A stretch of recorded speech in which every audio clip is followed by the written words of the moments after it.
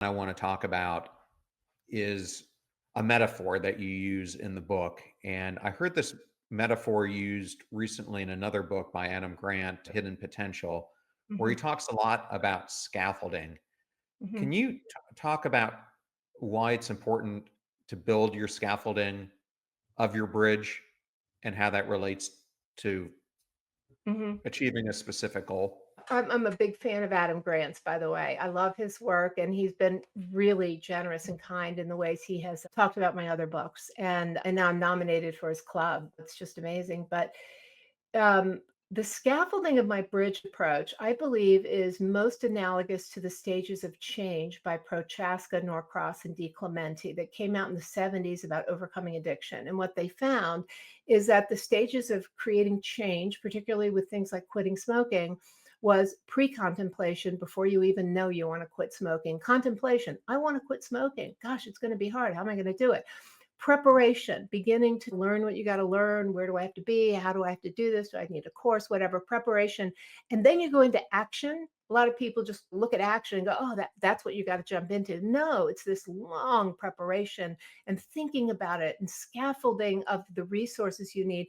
And then you achieve your goal, you maintain, and then you disengage. So as I wrote the bridge methodology, and I've been fine tuning it for 15 years, what I realized is you can't skip any of those steps. You can't skip the brainstorming, really effective brainstorming, especially if you are achieving a learning goal and you've never done it before. You better have the right prompts, like in artificial intelligence, because it's the quality of the prompt that gives you this high quality answer. So if you skip the brainstorming, and even for performance goals, you have to do it.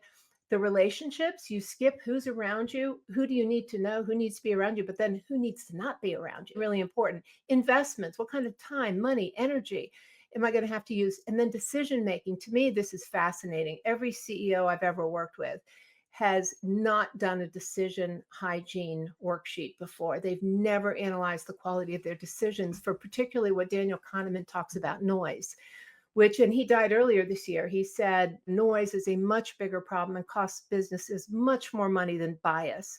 And he spent a lot of his life talking about bias, but he said, no, as I go through this noise research, noise is the biggest problem in our judgment. You got to do that. So decision making, and then grit. What do I need to do? Do I have to up my self talk? Do I have to learn how to change the channel in my brain when I want to when I want to quit? Do I have to build up my willpower? And then excellence. What are those challenging and specific standards that you need to set before that Locke and Latham talk about? You skip any of those steps, it's going to be like stages of change. What Norcross and Prochaska and all found is if you skip any of those stages, you're doomed. You got to go back. You're going to have to go back to contemplation. So you can't skip them. And you can't do it with my bridge methodology either. And I call it goals gone wild in my book. When you mix up learning and performance goals, you can't skip the learning steps. You can't. Because if you do, you're going to cheat, you're going to lie, you're going to steal. And in the worst cases, people will lose their lives. So do the work. And I think we became such a quick fix society that told our kids how great they were before they did anything. Even if they didn't do anything, we've got great inflation and comfort animals, and everyone's a valedictorian. Some classes have like 400 valedictorians. I mean, we decided in a very misguided way to the self-esteem parenting movement to take all difficulties out of our children's lives. We bubble wrapped a generation. And as a result, they learned because of the adults in their lives. And so it's all on the adults. They learned that you didn't have to do much to be called a winner.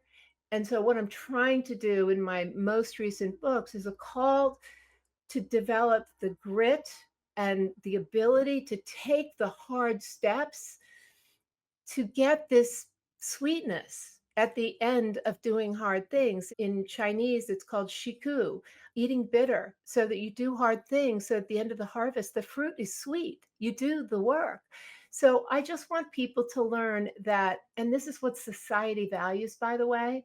Society values and puts a premium on hard things, people who do hard things. That's why we all tune into the Olympics, because no one gets a participation trophy. I mean, they're winners and losers. Okay, that's what happens. We got to get back to that. And I think we'll all be happier. We'll be more confident. We'll have more self efficacy. And the world will be different.